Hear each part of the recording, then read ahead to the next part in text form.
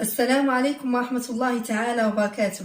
بسم الله، الحمد لله والصلاة والسلام على رسول الله. مرحبا بكم من جديد أبناء التلاميذ، مرحبا بأمهات وآباء وأولياء التلاميذ.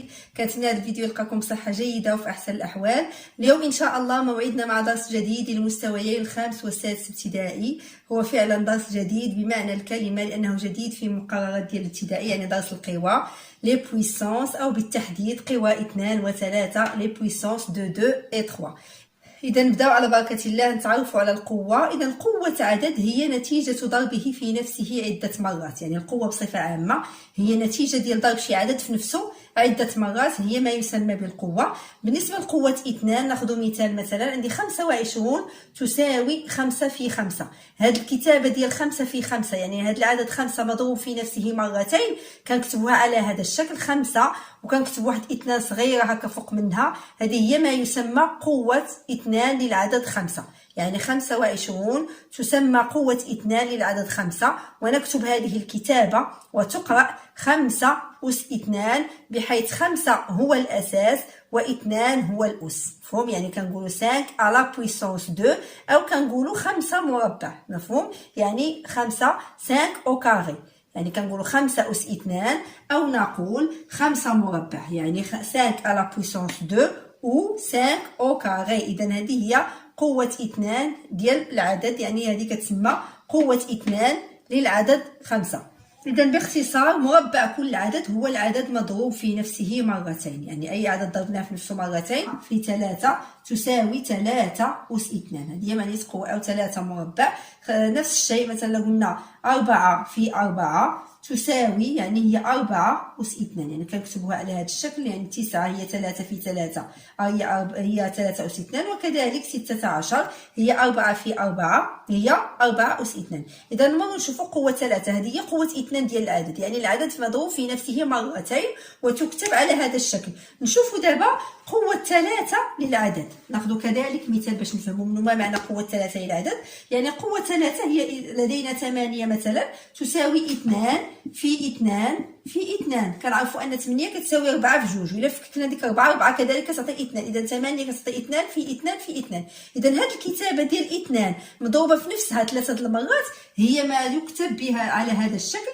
2 كنكتبوها 3 صغيره فوق منها تتسمى 2 أس 3 أو 2 مكعب، يعني 2 على بويسونس 3 أو كنقولوا 2 كوب، يعني المكعب ديال العدد 2. يعني 8 تسمى هي مكعب العدد 2، يعني تساوي 2 أس 3. إذا هذا هو باختصار ما معنى أس 2 أو أس 3.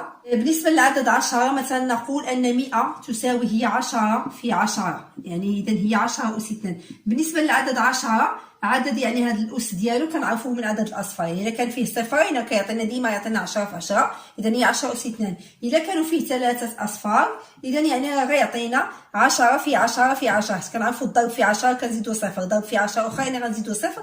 بالنسبة ل 10 يعني سهلة في التفكيك ديالها في الأس ديالها، كتعطينا 1000 هي 10 في 10 في 10، إذا تعطينا 10 أس 3. يعني هادو بجوج تا هما إضافة، لأن بالنسبة للمستوى السادس كيديروا التفكيك بالعد العشري وكيخدموا بهاد القوى 10. إذا 10 مفهومة يعني من خلال الأصفار، يعني عندي صفرين كتعطيني 10 أس 2، عندي 3 أصفار كتعطيني 10 أس 3. إذا نشوفوا تمارين تطبيقية باش نفهموا من خلالها يعني هاد الدرس ديال قوى 2 وقوى 3.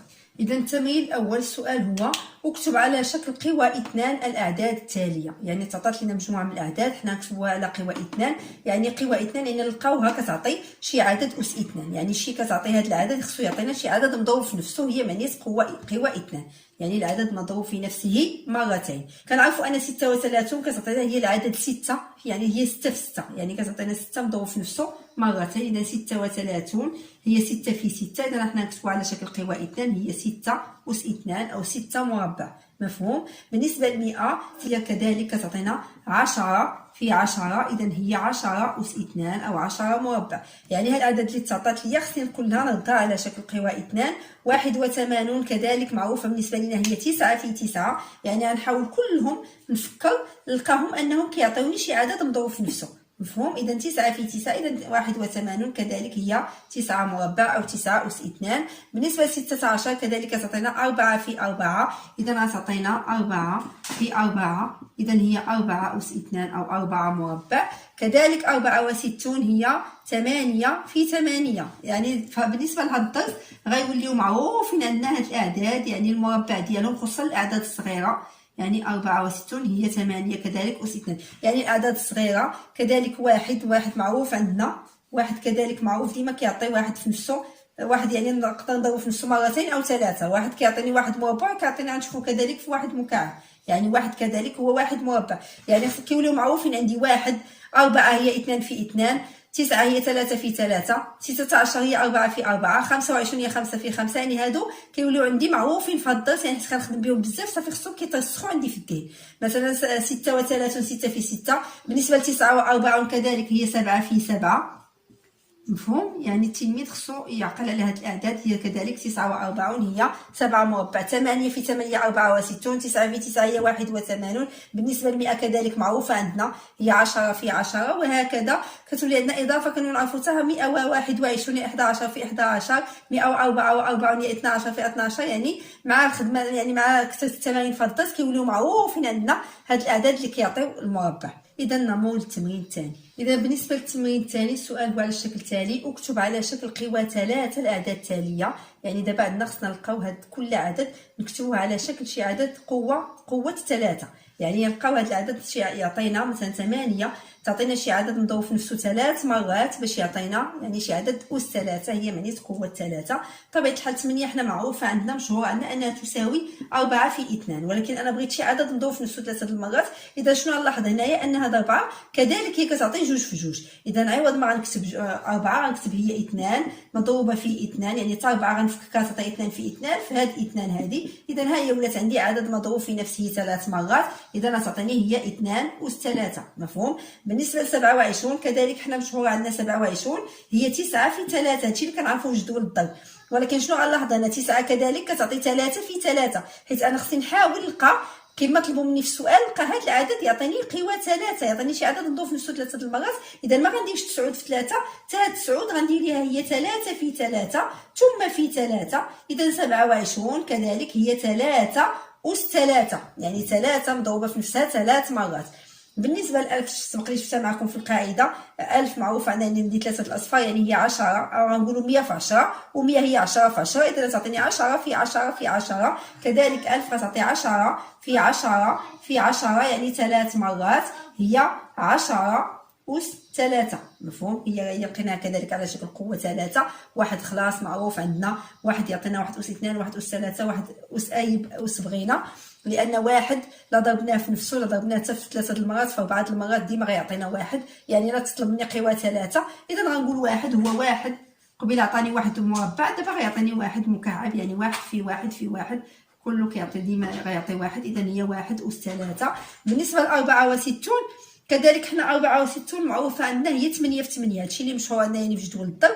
ولكن لا لاحظتوا مثلا انا نساعدكم باش تعلموا تفكوا الاعداد اللي كتجيكم هكا ما غتعرفوش ليها. مثلا هنا عندي 64 هي 8 في 8، انا عندي 8 غتعطيني 4 في 2، يعني غنحاول نزيد نفككها باش تعطيني شي عدد نضرب في نفسه 3 المرات. شنو غنقول؟ هاد 8 هي 4 في 2 وهاد 8 هي 4 في 2، كذلك هادشي اللي معروف عندي. اذا لا شديت هاد الجوج ضربتها في هاد الجوج تعطيني كذلك 4. اذا هي تولي عندي 64 هي 4 في 4 في 4. اذا 64 لا بغيت نلقاها يعني عدد مضروب في نفسه 3 مرات، ها هي الطريقه. يعني انا فككتها في الاول ب 8 في 8 وزدت فككتها حتى لقيت انها غتعطيني 4 في 4 في 4. اذا 64 هي 4 كذلك في نفسها 3 مرات، اذا فهي تساوي 4 كذلك أس 3 أو 4 مكعب. بالنسبة ل 216 غنمسح السبورة وغنخدمها معكم باش نساعد التلميذ. إلا تعطاني شي عدد وما بانش ليه كيفاش يتضرب في نفسه 3 مرات، غنوريكم طريقة يعني تحاولوا نتوما تلقاو هذاك العدد. نشوفوا اذا نمسحوا السبوره ونشوفوا الطريقه كيفاش غنفكوها. تعطينا شي عدد مضروب في نفسه 3 مرات. 16 ما معروفاش عندي انا في جدول الضرب، اذا شنو غندير لها انا 116؟ انا اول حاجه غنلاحظ انها هي عدد زوجي في رقم مضاعفات 2، ولكن لا فككتها ب2 تعطيني اعداد كثيره، يعني نضرب 2 في نفسه بزاف د المرات. غنحاول نشوف مثلا عندي هنايا انها من مضاعفات 3. يعني قرينا القواسم يعني جمعنا 2 زائد 1 هي 3، 3 زائد 6 هي 9. كنعرفوا مضاعفات 3 الا جمعنا الارقام ديال العدد وعطاونا شي عدد من مضاعفات 3 فان هذا العدد من مضاعفات 3. يعني 216 لا جمعتها عطاتني 9، اذا فهي من مضاعفات 3. شنو غندير؟ انا نقسمها على 3 ونحاول نشوف ديك الساعه واش يمكن ليا تعطيني شي ضرب ديال شي عدد 3 مرات. نقسم على 3 اذا شنو غتعطيني؟ هي 21، يعني غتعطيني 7 6 تعطيني 72 مضروبه في 3. اذا شنو كنعرف انا؟ 72 هي عندي 9 في 8. كذلك هادشي اللي معروف عندي في جدول الضرب. عندي 9 في 8 في 3. شنو غندير لهاد 9 تعطيني 3 في 3، مفهوم؟ وشنو غندير هادي؟ هي ولات عندي 3 مرات، هي 3 في 3 وعندي 3. غنحاول هاد 8 حتى نفككها غتعطيني 2 في نفس باقي شفنا ان 8 هي 2 في 2 في 2. اذا شنو غندير هنايا؟ 3 في 2 مع 3 في 2 مع 3 في 2. اذا شنو غتعطيني؟ 216 هي 6 في 6 في 6. يعني غنحاول في الورقه الوسخ ديالي نقسم داك العدد ونحاول نفككو حتى نخرج منه واحد العدد نضرب في نفسه 3 مرات. هي الطريقه صعيبه شويه بالنسبه للتلاميذ لانهم كبدايه كيبقاو القوى، ولكن هذه هي الطريقه. لا ما عرفناش كما شفنا قبيله كانت عندنا مثلا 27 انا ما يمكنش غير نشوفها ونعرفها هي 3 في 3 في 3. انا في الاول فككت شنو كنعرف عليها؟ كنعرف عليها مثلا 9 في 3. عاد لاحظت ان 9 حتى هي غتعطيني 3 في 3، اذا 3 في 3 3 مرات. اذا كذلك ملي تيكون العدد كبير كنحاول نشوف شي قاسم مشترك ديالو ونحاول نفككو ونحاول نستنتج منه باش يعطيني شي عدد مضروب في نفسه على حسب ما تطلب مني. مثلا هنا تطلب مني قوه 3، مثلا قوه 2 كتكون سهله، يعني كنبقى نجرب كنلقى العدد كيتضرب في نفسه مرتين. اذا هذه هي الطريقه. هذا غيعطيني 6 مضروبه في 6 مضروبة في 6. إذا 216 هي 6 أس 3. يعني ماشي سهل باش نلقاوها، ولكن راه ضروري خصنا نفككو شوية باش نستنتجو هذا العدد. إذا نمروا للتمرين الموالي. بالنسبة للتمرين الثالث فقط غنشوفو فيه واحد المثال ديال التفكيك اللي كنستعملو فيه كذلك إما قوة 2 وقوة 3. فكك العدد كما في المثال. يعني كنعرفوا اننا كانت تعطينا اعداد، يعني سبقنا شفنا هذا المثال كنديروه في التمارين. كيتعطينا عدد وكنفككوه يعني على هذا الشكل. 657 كنعرفوا هي تساوي 600 زائد 50 زائد 7. ولكن ملي قرينا دابا درس القوى يعني 600 هي 6 في 100 زائد 5 في 10 زائد 7. دابا كنخدموا يعني كنفككوا باستعمال قوى 10. يعني بلاصه ما كنكتبوا 100 كنكتبوا هنايا 10 أس 2 وكنخليو التفكيك كما هو. اذا غنشوفوا المثال غنديروا نفس الطريقه. مثلا عندي 7821 غنكتب هي 7000 يعني التفكيك كتابه جمعيه زائد 800 زائد 20 زائد 1. يعني معروف اننا في التفكيك. اذا هنا عندي 7 في 1000 7000 هي 7 في 1000 زائد يعني غنخدم بنفس الطريقه زائد 8 كيف ما داو في المثال زائد 2 في 10 هذه كإضافة. وهذا التمرين كيتعطى فقط للتلاميذ يعني السنة السادسة المستوى السادس ابتدائي. إذا هنا ملي قرينا دابا الدرس ديال القوى ما كنكتبوش يعني كنفككو ما كنخليوش هذاك الأعداد هذه على هذا الشكل. يعني 1000 غنديرو ليها هي 7 في 10 أس قلنا هي 10 أس 3 ثم زائد 8 غنديرو فيه 10 أس 2 وهنا فقط كنخليو 2 في 10. يعني كيتعطى للتلاميذ مثل هذا التمرين. غنشوفوا التمرين الموالي غنشوفوا غنوليو ملي تعطاتنا الكتابه اللي تعطانا نفككوا باستعمال قوى 10 ما غنبقاوش نكتبوا صافي هاد 7 في 1000 7 نوليو مباشره نعطيو العدد يعني على هذا الشكل. يعني مضروب يعني كنعطيو العدد مضروب في قوى 10. مفهوم؟ اذا نشوفوا التمرين الموالي. اذا لاحظوا معايا بالنسبه للتمرين الرابع اذا تطلب منا فكك الاعداد باستعمال قوى 10. يعني اذا تطلب منا نفككوا هاد الاعداد باستعمال قوى 10 يعني ببساطه ما غنبقاوش نديرو ديك 1 في 100 زائد 4 في 10 زائد 8 مباشره غنعطيو غنقولوا هنا 1 مضروب يعني عنده هنا 2 اصفار 1 مضروب في 100 غنديرو 1 في 10 أس 2. مفهوم؟ زائد هذه هي فكك باستعمال قوى 10. هنا 4 في 10 ثم زائد 8. بالنسبه للعدد الموالي نفس الشيء غنديرو 9 ما كنقولوش فيه 100 بس ما نقولوا فيه 100 غنوليو نختصروا غنعطيو 100 هي قوى يعني بقوى 10 هي 10 أس 2 ثم زائد 5. بالنسبه للخمسة يعني في 10 هنا يعني ما غنعطيوهاش قوه هي في 10 زائد 2. اذا هذه هي الكتابه اللي كتسمى فكك باستعمال قوى 10 او نقول في نظمه العدد العشري فكك العدد باستعمال قوى العدد 10. مفهوم؟ اذا هذه هي الطريقه. ما غنبقاوش نكتبوا كيف ما كنا كنفككوا من قبل وكنديروا 9 في 100 او كيف ما غنشوفوا في المثال الموالي ما غنقولوش هنايا عندنا 5000 ما نقولوش 5 في 1000 غنقولوا مباشره.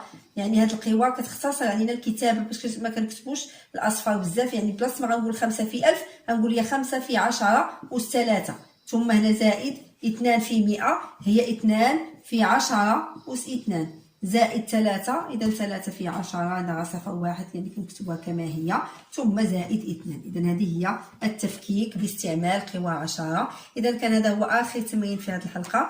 كنتمنى نكون استطعت نبسط الفكرة لأبناء التلاميذ.